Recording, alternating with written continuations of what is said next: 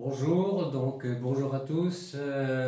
Merci à tous ceux qui me suivent sur mon groupe Ibera Galicia Part de Rêve. Je fais ici une nouvelle vidéo pour vous montrer, toujours dans le but de faire des économies aux pêcheurs qui débutent, et puis ceux qui n'ont pas trop de sous et ceux qui surtout veulent pas trop dépenser. Comment se faire des petits trucs pour améliorer la vie et le confort de la pêche et nous faciliter le fait de retrouver nos affaires rapidement, surtout quand on est en pêche de nuit. Donc aujourd'hui, je vais vous faire une vidéo pour vous montrer comment on peut faire des tubes porte-aiguille pour ceux qui notamment pêchent au verre. Alors vous savez que dans le commerce, on trouve des petits tubes plastiques, notamment dans des magasins comme Decathlon ou autres, mais c'est des tubes qui sont très fragiles et qui sont très fins. Et moi, ce que j'ai fait, du coup, je me suis fait des tubes qui sont beaucoup plus costauds, qui sont plus gros, qui sont plus faciles à retrouver, plus faciles à agencer dans les caisses de pêche. Et c'est très simple de les faire. Donc, je vais vous montrer comment il faut les faire. Donc, il faut très peu de matériel, vous allez voir. C'est très économique en plus. C'est du matériel que vous n'aurez pas acheté, c'est du matériel de récupération. Donc, pour ceux qui connaissent, on peut utiliser par exemple. Ça, c'est du tube de canalisation, voilà, que certains connaissent pour l'eau ou autre. Et on trouve ça dans les magasins de bricolage. Vous pouvez aussi en récupérer sur des chantiers. Si vous avez des chantiers, dans les chutes, ils en ont certainement. Alors, c'est des tubes qui sont très bien parce qu'ils sont hydrophobes. Ils sont doublés à l'intérieur. Vous voyez, on voit il y a la partie blanche à l'extérieur et à l'intérieur, vous voyez, il y a une deuxième partie qui, elle, est hydrophobe, qui normalement est prévue simplement pour conduire l'eau ou évacuer ce que l'on veut évacuer depuis un point A à un point B dans une construction. Donc ça, vous pouvez récupérer ce genre de tube. Il vous faut ça. Il vous faut, il y en a beaucoup qui boivent du vin ou qui savent vous récupérer des bouchons de bouteilles de vin. Donc, récupérez-vous des bouchons, ne les jetez pas dans la nature, comme ça au moins déjà c'est écologique et au moins ce sera utile. Donc, vous avez deux types de bouchons. Vous avez le type de bouchon traditionnel en liège et puis vous en avez un petit peu comme ceux-ci qui sont un peu cirés. Moi personnellement, je préfère utiliser ceux qui sont en liège parce que tout simplement ils vont être plus faciles à découper, vous ferez des coupes plus propres, plus précises et ça sera plus facile à enfiler. Donc moi ceux-là je les aime pas trop. Après il vous faut quoi? Eh bien il vous faut un cutter pour couper le liège et puis normalement vous avez tout ce qu'il vous faut. Si il vous faut 1 mètre éventuellement pour mesurer la longueur de vos tubes, mais là je ne l'ai pas pris mais vous voyez, entre mon pouce et mon annulaire, il y a à peu près 22 cm. Donc vous comptez à peu près environ 25, allez, on va dire 25-27 cm de longueur. Normalement, toutes vos aiguilles, même les plus longues, y passeront. Après, si vraiment vous avez des aiguilles très très longues, montez à 30, 35, mais pas plus. Voilà. Donc on va procéder, je vais vous faire la démonstration devant vous. Il vous faut aussi une petite planche, comme ceci, une planche de cuisine, tout simplement, pour découper votre bouchon. Et puis un petit contenant pour récupérer vos déchets, que ça ne traîne pas partout, surtout si vous avez des petits animaux dans la maison, qu'ils n'aillent pas risquer de manger vos petits déchets. Voilà, pour attraper du mal. Donc, alors, il y a une chose que j'ai oublié de vous préciser, c'est que lorsque vous récupérez des tubes comme ça, sur les chantiers autres, il existe 2 types de diamètres. Après, c'est au libre arbitre de chacun. Moi, j'ai pris un peu des deux, parce que je me suis dit qu'également ça pourrait servir à autre chose qu'à faire des porte-aiguilles. Donc, j'ai pris un peu des deux. Bon, là, en l'occurrence, on va faire par exemple, ils sont tous à peu près du même diamètre, sauf là, voilà, on a un gros et un petit, à la même longueur à peu près. Là, on va faire, si vous voulez, sur le gros, la démonstration est plus facile. Donc j'ai mon tube qui est prêt, la longueur qui est découpée. Vous prenez votre bouchon comme ceci, vous le mettez verticalement, faites attention surtout à ne pas vous couper. Et sortez pas trop la lame du cutter pour pas qu'elle soit trop souple, comme ceci, vous voyez. Il faut qu'il y ait une certaine rigidité. Et sans vouloir couper tout de suite au bon diamètre, vous allez couper comme ceci, des petites galettes. Voilà, je coupe mes petites galettes comme ceci.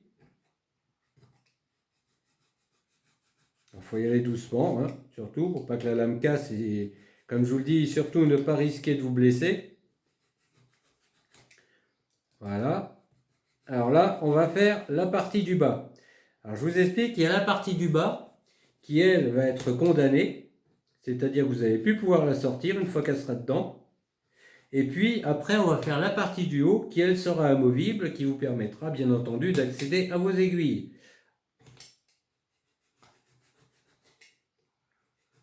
Alors voilà, je suis en train de terminer la galette. Alors attention à pas trop en enlever dès le début. Il vaut mieux que ça force un petit peu. Voilà. Plus là, bon, je me suis pas facilité la vie parce que j'ai pas forcément pris un cutter qui coupe très bien. Si vous avez un cutter avec des lames neuves, c'est mieux. Voilà. Donc là, j'ai la partie du bas qui est faite. Donc j'ai mon tube. Hop. Voilà. Ça, c'est la partie du bas. On enfonce bien le bouchon. Il n'y a même pas besoin de coller. Vous pouvez éventuellement coller.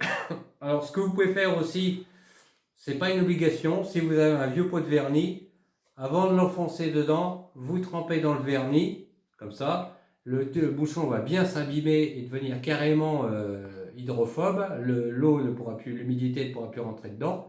Mais bon, si vous ne le faites pas, c'est pas très grave. Voilà. Vous enfoncez bien donc la partie du bas. Et une fois que vous avez... Alors, attention aussi également, je le ressors pour vous montrer, à ce que ça n'aille pas trop profondément non plus. Parce que, auquel cas, sinon, vous allez diminuer autant la longueur de capacité de votre tube. Donc, ce que vous pouvez faire dans ce cas-là, quand vous voyez que le diamètre correspond à peu près, vous le raccourcissez un petit peu. Voilà.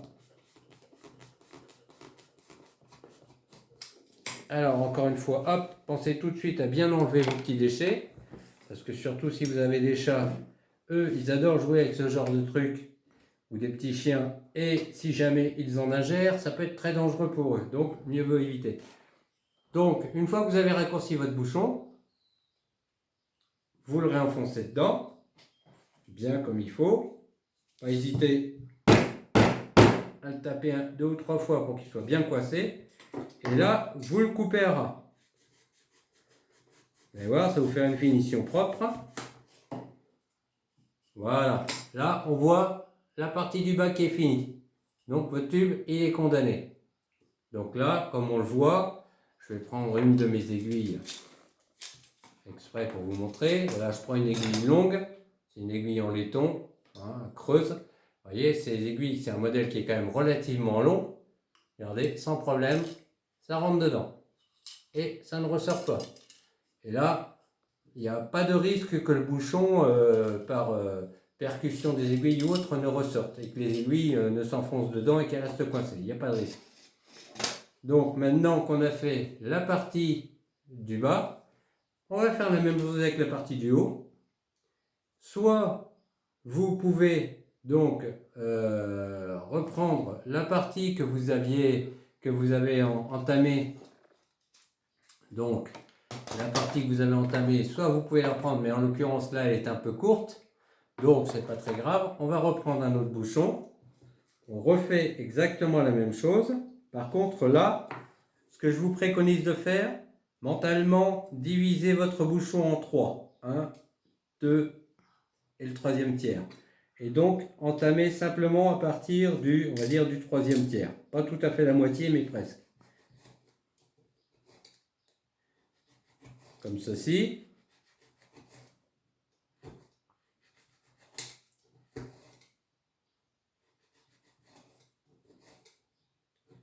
Voilà, je refais toujours mes petites galettes.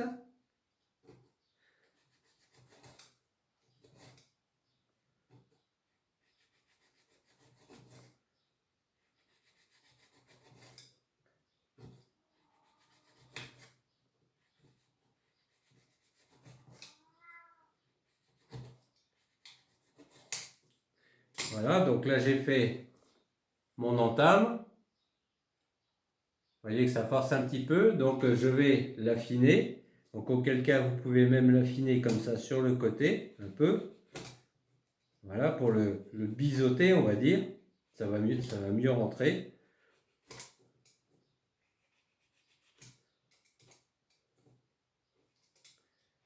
Le but étant que ça coince un tout petit peu, que vous puissiez quand même le sortir et le remettre à volonté, mais il faut que ça coince un petit peu de façon à ce que le bouchon ne s'en aille pas tout seul dans votre caisse à pêche ou lorsqu'il est dans votre poche, de gilet par exemple, de façon à ne pas perdre vos aiguilles. Voilà, donc là j'ai fait mon bouchon. Voilà, votre tube porte-aiguille est fini. Vous voyez, il n'y a rien à faire. L'avantage par contre de ce genre de tube de couleur blanche, si je puis dire, c'est qu'au marqueur, vous allez pouvoir inscrire dessus ce que vous y mettez dedans. Alors ça peut être beaucoup de choses. Il peut y avoir, par exemple, je vais vous faire voir différentes choses. Il peut y avoir des aiguilles, déjà les dégorgeoirs. Bon, ceux qui pêchent en eau douce connaissent. Mais il faut savoir qu'en mer, ça sert aussi, notamment lorsqu'on a des poissons comme la dorade ou autre qui engament un petit peu plus profondément. Au lieu de s'embêter à les charcuter avec une pince à bec longue en essayant de décrocher, il suffit tout simplement, comme en eau douce, de suivre le fil comme guide et puis d'aller chercher l'hameçon pour le faire tourner, lui faire un quart de tour et le sortir. Ça peut être utile. Donc on peut mettre ce genre de choses. Là, on a des aiguilles plus courtes, des aiguilles à locher. Donc ça, ceux qui pêchent le brochet connaissent, hein, c'est quand on pêche au vif, on passe la boucle et puis on a l'hameçon le bout et on passe ça sous la peau du poisson et tac, on tire l'hameçon sous la peau du poisson quand on pêche au vif. On peut mettre ce genre de choses. Et puis on a tous les autres modèles d'aiguilles, donc les longs hein, en laiton, comme ceci, et puis les aiguilles un peu plus modernes en inox, toutes ont le derrière qui est creux de façon à pouvoir y mettre la pointe de l'hameçon. Vous en avez qui sont carrément coupées droites à un bout comme à l'autre et qui sont creuses d'un bout à l'autre. Et puis c'est un peu le modèle d'aiguille italienne. Et puis vous avez les aiguilles aussi avec une pointe tout simplement et le cul donc creux de façon à pouvoir y mettre l'hameçon. Et puis vous en avez d'autres également qui vont avoir une pointe un peu type seringue. Donc ça c'est bien pour les vers, notamment les vers de mer. Donc tous ce type d'aiguilles on les trouve dans les magasins comme Decathlon et autres, ou chez Flashmer aussi. Pardon, je leur fais un petit peu de pub, mais bon c'est un peu justifié, ils sont du bon matériel. Voilà, vous voyez, tout ça, ça rentre sans problème. Alors là, moi, je m'étais fait un tube qui était un petit peu court, vous voyez, on voit que ça dépasse. Bon, après, si vous en avez qu'une seule comme ça, rien ne vous empêche de mettre votre bouchon comme ceci. Voilà, on voit que l'aiguille tient, il n'y a pas de problème. Alors dans votre sac, c'est très léger. Là, je dois avoir quoi, peut-être une centaine de grammes, même pas, et 50 grammes à tout casser. Donc ça prend pas du tout de place, c'est très facile pour le transport. Voilà, ça c'est pour les tubes donc porte-aiguille. Maintenant, je vais vous faire voir autre chose. Donc, alors, attendez, je ramasse déjà mes petits déchets, toujours en pensant à mes petits animaux. Voilà. Hop, on ferme le cliquet, on peut se couper les doigts. Voilà. Maintenant, je vais vous faire voir autre chose. Je vais vous faire voir donc les plioirs. Les plioirs que beaucoup d'entre vous utilisent pour plier leurs lignes avant ou après la pêche ou préparer des lignes d'avance pour tout type de poissons, que ce soit les poissons de fond les plus comme les merlans, les sols, les dorades, pour les poissons de chasse comme le bar, pour les poissons sportifs comme le congre. Vous pouvez faire ça pour n'importe quel poisson.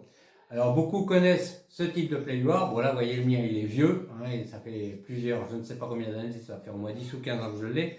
Là, il est double parce que je l'ai assemblé avec un morceau de scotch. Normalement, vous imaginez la moitié, c'est la largeur d'un plioir. C'est le type de plioir qu'on trouve par exemple chez Decathlon ou chez Flashmer, ça. Bon, ils sont pratiques parce qu'ils ont déjà les entames de fait et puis ils sont un petit peu gondolés. Vous pouvez rouler les lignes à volonté dessus. Par contre, moi, je leur reproche, c'est leur capacité. Vous voyez, ils sont très légers, ils sont flottants, mais par contre, c'est leur capacité. Donc, du coup, moi, comme je suis un gros consommateur de préparation de ligne en avance, eh bien, je me suis dit, je vais me faire des pliures plus importantes. On trouve également dans les magasins ce type de plioir, qui est prévu, par exemple, pour les pêches en bateau. Ça, c'est pareil, c'est de la mousse, hydrophobe, qui flotte, sur laquelle on peut plier les lignes. Pareil, toujours même problème. Moi, je me suis dit, c'est pas suffisant pour moi, donc je vais me faire autre chose. Donc, vous pouvez vous procurer, si certains connaissent, vous avez un bon garagiste, il doit lui arriver de changer occasionnellement des pare-brises, je pense. Ou si certains connaissent la marque, excusez-moi de faire la publicité encore une fois, Carglass, eh bien, vous allez dans ces magasins-là. Ils reçoivent régulièrement des pare-brises, et quand ils reçoivent leurs pare-brises, il y a des mousses de protection tout autour, qu'ils ne gardent pas généralement, qu'ils jettent. Ce sont, voilà, ces mousses bleues ou jaunes que vous voyez, que moi j'ai récupérées. Donc généralement, les mousses, elles font à peu près environ 1 mètre, 1 mètre 10 de long ou 1 mètre 20 de long. Ça se coupe très très bien avec un cutter, à la longueur que vous voulez. Elles sont déjà préfondues, pardon, préfondues parce que vous voyez qu'il y a, là où il y a mon carton, il y avait le pare-brise. Donc il vous suffit simplement de couper à la longueur que vous voulez. Vous prenez du carton un peu rigide, style carton de réception de colis ou autre, des marques d'articles par correspondance par exemple. Vous prenez un peu de scotch, style Shutterton ou autre, ou scotch que vous trouvez dans la grande surface, et vous isolez complètement votre carton de façon à l'étanchéiser. Et puis après, il vous suffit tout simplement, quand vous avez déterminé la taille de votre plioir et que vous avez scotché votre carton, eh bien de l'enfiler dans les fentes de votre mousse de chaque côté. Alors, c'est pas une obligation de le coller. Moi, j'ai collé avec du double face parce que comme ça, on est tranquille, ça bouge plus. Et puis, l'avantage de ce type de mousse, vous voyez, vous pouvez vous faire des supports pour le tenir ou pour le ranger. Et quand vous les avez donc enfilés, collés ou non, et donc mis en place, avec le cutter, à la taille que vous allez déterminer, vous allez faire des petites entames comme ça, de chaque côté. Avec la lame du cutter, bien entendu, vous allez faire des petites entames d'à peu près environ 1 cm de profondeur. Et moi, je vous suggère de les faire à peu près tous les 1 cm, 1 cm et demi. Et ce qui fait que lorsque vous allez rouler, là, je vais vous faire d'un peu plus près, lorsque vous allez rouler votre fil, votre nylon, voilà, ça va venir se prendre dans l'entame que vous avez fait avec le cutter. Voilà, ça tient tout seul, il n'y a même pas besoin de mettre des élastiques ou quoi que ce soit. On peut le faire, voilà, on peut faire des montages tout préparés d'avance. Là, moi, c'est des empiles que j'ai fait pour le surf casting. Et l'avantage de ce genre de montage, c'est que dessus, sur votre carton, vous pouvez, comme je l'ai fait moi, coller un petit bout de papier et vous identifiez votre montage. Vous savez tout de suite ce qu'il y a dessus. Quel type d'hameçon c'est, quel diamètre c'est, quelle longueur c'est, éventuellement même pour quel type de poisson ça va être. Si vous êtes sélectif pour un montage sur un type de poisson. Et ça se conserve très très bien, ça ne bouge pas.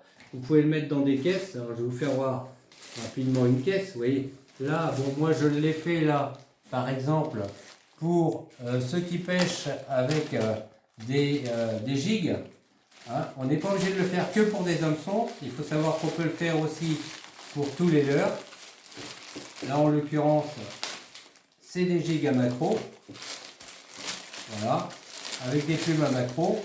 Donc ça, pour mes amis du groupe Pêche en mer du Nord que je salue, eh bien eux ils connaissent ceux qui pêchent en bateau. Voilà, je vous montre.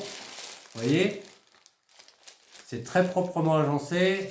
Alors ça prend un peu de place évidemment dans les caisses de pêche, mais bon, après en fonction de ce que vous faites, vous sélectionnez ce que vous emmenez ou pas.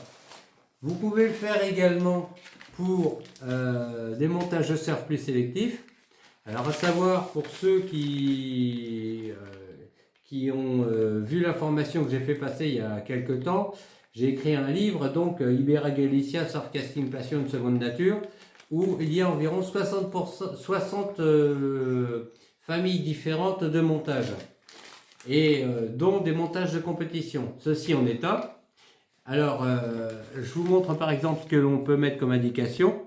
Moi, j'ai le numéro de mon montage parce que c'est le 15e montage. Vous avez le nom du montage, vous avez sa définition, donc traînard en pile simple avec un décrochage auto. C'est un montage qui est prévu pour la distance, donc c'est pourquoi il y a marqué spécial distance. Et ça, c'est prévu pour les beaux poissons loin du bord, donc le bar, la dorade en l'occurrence par exemple. Et vous pouvez même y ajouter, si vous voulez, pour quel type de mer vous allez pouvoir utiliser ce type de montage. Parce que si un jour vous vous présentez en bord de côte sans avoir pris la précaution de sélectionner le type de montage que vous allez utiliser, vous allez peut-être vous retrouver avec des conditions de mer qui vont être déchaînées ou qui vont être trop calmes à l'inverse, et vous allez dire zut, j'ai pas pris les bons montages parce que voilà. Et donc c'est pour ça, pour ceux qui se renseignent un peu avant de partir en bord de mer, bien moi je vous préconise donc de faire ce genre de choses, de prendre vos annotations, et ainsi vous aurez des montages déjà bien sélectionnés pour gagner du temps. Voilà, donc ça c'est le genre de choses que je voulais vous montrer. Donc ainsi vous allez pouvoir faire des économies. Et puis ce que je voulais vous montrer également, voilà, avec ce type de matériau, il faut savoir, on peut le faire avec tout type d'hameçon, tout type de leurre, quelle que soit leur taille. Regardez, je vais vous montrer mes montages à congre. Et je ne vous mentirai pas, ce sont des montages qui ont au moins 10 ans et qui n'ont jamais bougé et qui sont réutilisables. Demain, je les emmène en mer, ils sont pêchants. Voilà. Je vous montre. Voilà ce qu'est un montage à congre. Comme ça, en même temps, vous verrez comment je les conçois. Pour ceux qui veulent aller pêcher le congre, puisqu'on m'a posé la question il y a pas très longtemps. Oui, on peut pêcher le congre du bord et c'est dommage que davantage de pêcheurs ne s'y intéressent pas. Donc là, en l'occurrence, c'est un hameçon de 8,0, un octopus de chez VMC, avec de la tresse gainée sur à peu près environ 25 cm, de la tresse d'acier. Donc c'est de la Seven Strand Pro de 90 livres de résistance. Donc vous voyez ce que je fais. Moi je passe ma tresse en double d'abord dans l'œillet de l'hameçon. J'enfile un premier sleeve. Alors ce sont des sleeves doubles que j'utilise. Je torsade ma tresse sur elle-même. Et lorsque ma torsade est arrivée au bout d'elle-même, j'enfile mon deuxième sleeve pour condamner, et ça ne bouge absolument pas. Et puis après, vous avez donc la continuité de la tresse, parce qu'en fait, je ne la torsade pas sur sa totalité, je la torsade partiellement. Donc, vous avez la continuité de la tresse, que l'on voit ici, là où je fais suivre avec ma main, voilà. Donc là, au total, vous avez à peu près environ 80 cm. Sur environ 15 cm, je vais y mettre deux perles, une perle phospho, une perle rouge. Les poissons, ils sont sensibles, même le congre, il faut le savoir. Un petit bout de gaine phospho que vous pouvez charger la veille en la mettant par exemple sous la lumière. Et ça conserve très bien la lumière au moins pendant 24 heures. Et là, c'est pareil, je recondamne à nouveau avec un sleeve que l'on voit ici. Donc ma tresse continue. Là, j'ai donc ma boucle sur laquelle va venir se prendre l'émerillon. Alors c'est de l'émerillon baril d'environ 250 livres de résistance. C'est très costaud, mais surtout ne pensez pas que ce soit exagéré, parce que imaginez-vous qu'un congre est incapable de déformer ce genre d'accessoire si jamais il est trop léger. Et puis là, vous avez encore par derrière un morceau en 120 centièmes qui lui est fait avec un nœud en 8 tout simplement ici. Et puis là un nœud de pêche tout simplement et un émerillon baril numéro 2. Alors pourquoi est-ce que c'est fait comme ça? Tout simplement parce qu'il faut le savoir, le congre, lorsque vous allez le prendre, est un poisson qui a une défense circulaire. C'est-à-dire quand vous allez le ramener de bord, il va tourner sur lui-même. Si vous avez fait tout simplement un montage avec, admettons, un bout de nylon ou un bout de tresse d'acier et que vous mettez simplement un émerillon au bout et que vous n'avez pas un double émerillonnage comme c'est le cas, je dis double émerillonnage, pourquoi? Parce que vous avez un émerillon ici, un émerillon là. Et là, après, normalement, bien entendu, arrive votre ligne de moulinet, votre fil qui sort de la canne, si vous voulez, qui va au moulinet, avec votre plomb qui vient ici. Si vous n'avez pas ce genre de système, le congre en tournant va tellement vriller votre tresse d'acier qu'elle va finir par casser. Même une tresse d'acier, il vous la casse. Alors qu'avec ce système-là, les plus atténuant les moins, le premier émerillon va tourner et le deuxième va atténuer l'effet. Et là, ça ne casse pas. C'est très très rare, ça ne m'est jamais arrivé personnellement. Voilà. Donc, comme je vous le montre, sur ce genre de plioir que je vous ai montré, vous pouvez mettre des très très gros hameçons. Vous les roulez, toujours le même principe. Donc là, vous faites, étant donné la taille des montages, vous faites des entames plus importantes, bien entendu. Voilà, ça passe très bien. Et puis sur les créneaux, on va dire que vous avez ici, vous faites une petite entame, éventuellement cutter, et vous pouvez coincer votre fil. Et là, ça ne bouge pas. Et surtout, ce que je vous préconise, lorsque vous avez utilisé votre montage et que vous rentrez à la maison, l'avantage de ces plaques de mousse sur lesquelles vous avez vos montages, c'est que vous pouvez les passer directement sous l'eau du robinet, parce que ça c'est très important de bien penser à rincer les montages, mais aussi la bobine du moulinet. Alors attention à ne pas la noyer, simplement la rincer en la mettant sous l'eau du robinet comme s'il pleuvait dessus, c'est-à-dire verticalement, de façon à ce que l'eau coule simplement sur le fil et non pas sur le mécanisme de freinage à l'intérieur. Donc vous pouvez rincer vos montages et puis les laisser sécher. Et là, vous voyez, moi c'est ce que je fais systématiquement et on voit très bien les hameçons, je vous le dis, ils ont plus de 10 ans et ils ne sont même pas oxydés, ils n'ont même pas bougé. Et pour que vous soyez sûr qu'il n'y ait pas le même genre de souci avec l'humidité dans la maison, si vous avez une maison qui est un peu sujette à l'humidité ou s'il fait froid en hiver ou autre, qui a un peu de buée, vous mettez ça dans un petit sac de congélation, par exemple. Voilà, il y en a qui ont des zips, d'autres pas, bon c'est pas très important, c'est mieux s'ils se ferment effectivement. Pareil, bon, moi j'ai fait ça avec une Dymo, vous pouvez le faire avec un marqueur. Vous mettez le numéro de l'hameçon, sa résistance, vous pouvez même ajouter d'autres indications comme sa longueur, etc. Voilà, et là vous aurez des montages impeccables. Voilà, j'espère avoir pu vous aider. Donc on fera une prochaine vidéo. Il y a une petite chose que je précise en finale. Sur mes posts de Facebook et puis de YouTube à part de rêve, j'ai précisé donc justement pour la sécurité, pour ceux qui recherchent le congre, quand vous voulez les décrocher, surtout ne vous amusez pas à le faire, n'essayez pas de vous amuser à le faire avec les doigts, parce qu'il faut savoir qu'un congre de 10 kg, ça a quand même au bas mot une puissance de 250 kg de pression dans les mâchoires. Donc les doigts risquent de ne pas aimer. Donc vous avez ce type de pince. Bon, moi j'ai ma pince de Pro Guide qui peut servir, mais elle est forte, mais c'est pas très très précis pour ce genre de décrochage. C'est bien pour des poissons comme la dorade ou le bar, mais pour des poissons très puissants comme le congre, je vous le préconise pas trop. Par contre, vous avez un objet qu'on trouve très facilement dans le commerce. Vous voyez comment ça se présente. Bon, moi j'ai mis un étui en cuir, il n'est pas fourni avec, hein. C'était un étui de couteau à la base. Un couteau filet qui était cassé, je me suis dit ça va servir à autre chose. Voilà la pince, comment elle se présente. Comme un pistolet, si vous voulez.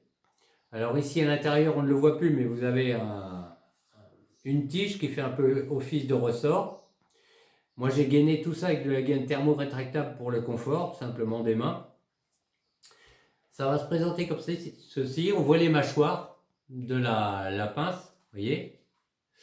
Et lorsque vous allez tirer sur les gâchettes, voilà, je vais le faire tout doucement, vous voyez, on voit ça ferme les pinces. Voilà, et si vous relâchez, parce qu'il y a le petit ressort qui est là, si vous relâchez, ça l'ouvre. Donc là, regardez, vous avez 22 cm d'empattement. C'est-à-dire que même si votre congre, même s'il est très gros, a bien engamé votre hameçon, et que vous voyez l'hameçon, vous pouvez sans risque aller chercher l'hameçon dans le fond de la gueule. Une fois qu'il est coincé, je vais le faire avec le bord de ma pince pour vous montrer.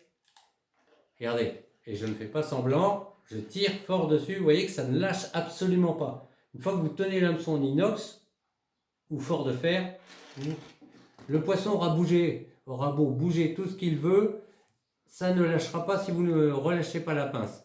Donc, une fois que vous avez pris l'hameçon, vous pouvez très bien le torsader dans tous les sens pour essayer de le pousser, de le décrocher, et là, vous l'extrayez. Et là, même si le congre a beaucoup engamé, c'est dans l'arrière-gorge, au pire, si sa gueule vient à toucher vos doigts, il ne pourra pas vous mordre, puisque la gueule sera comme ceci, il ne pourra pas vous mordre. Donc c'est quand même une protection intéressante. Ça, il faut savoir que ça vaut même pas une dizaine d'euros. Hein, dans des magasins comme Decathlon, encore une fois, Flashmer et autres, ça vous pouvez le trouver. Et ça peut servir aussi pour des poissons comme la dorade, par exemple, ou des poissons comme les très grosses vieilles qui ont aussi une dentition très puissante. Ou également les sards, que beaucoup d'entre vous pêchent, notamment parmi mes amis pêcheurs du Maroc, que je salue aussi. Et puis, ben voilà. Tous ces petits trucs que je vous montre peuvent servir à tous les pêcheurs du bord de mer, aussi bien donc mes amis du groupe de pêche en mer du Nord, Hollande, Belgique, et puis le nord de la France, bien entendu, et tout l'ouest de la France, et ainsi que l'Espagne et le Maroc. Voilà, n'hésitez pas à commenter, à me faire part de vos suggestions, me dire si vous trouvez que les idées sont bonnes, et me poser des questions, je répondrai, ça sera avec plaisir. Je vous dis à bientôt et je vous salue en vous disant un gros M pour vos prochaines sessions.